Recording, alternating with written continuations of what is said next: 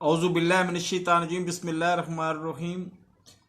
अभी अभी खबर आई है कि हाई स्पीड डीजल जो है ना वो 10 रुपये महंगा करने की समरी जो है वो वजारत ख़जाना को भिजवा दी गई, यानी हाई स्पीड डीजल महंगा हो रहा है।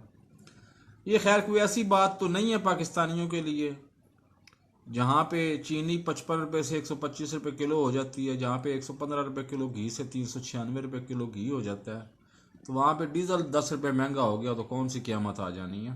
लेकिन डीजल से मुझे दो चीज़ें याद आ जाती हैं, मजाक ना समझिएगा। 110% जो भी मैं कह रहा हूँ अल्लाह को हाजिर नाज़िर जान के कह रहा हूँ, सच कह रहा हूँ। नंबर 1, मौलाना फजलुर रहमान साहब। जब मौलाना फजलुर रहमान साहब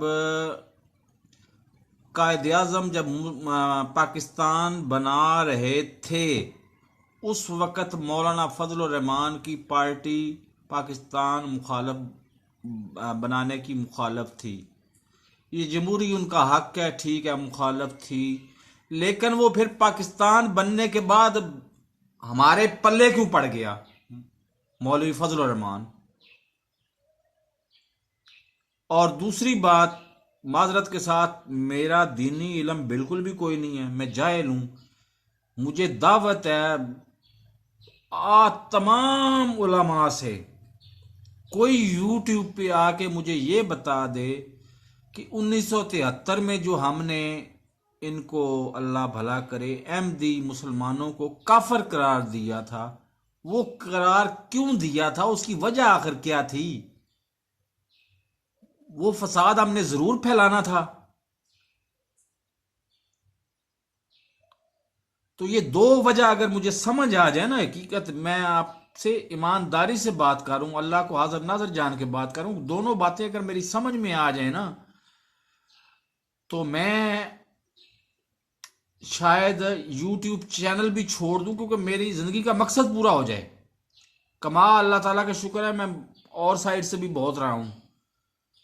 ये जो मैंने अपना अल्लाह भला करे क्या कहें, चीखने चिल्लाने का जो काम शुरू किया वह यूट्यूब पे, ये मैं छोड़ ही दूं। कोई ऐसा अल्लाह का बंदा मिल जाए,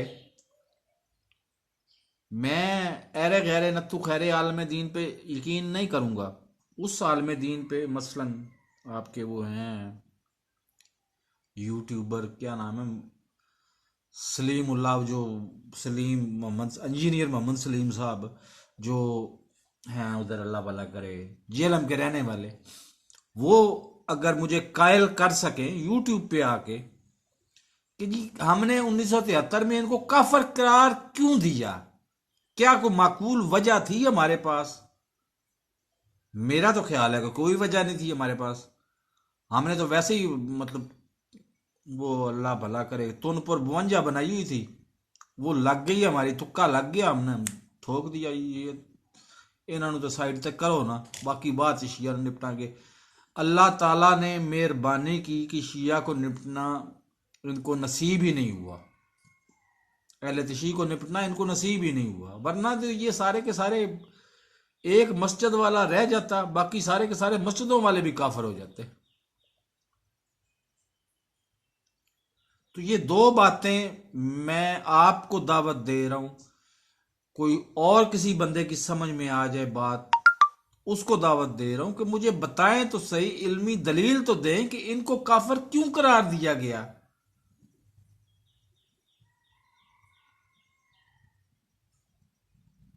बहरहाल मेरे इस चैनल को सब्सक्राइब करें, साथ लगे बेल आइकन को दबा के ऑल नोटिफिकेशन को ऑन कर दें, ताकि मेरी हर नई आने वाली वीडियो को नोटिफिकेशन आपको बर वक्त मिल सके।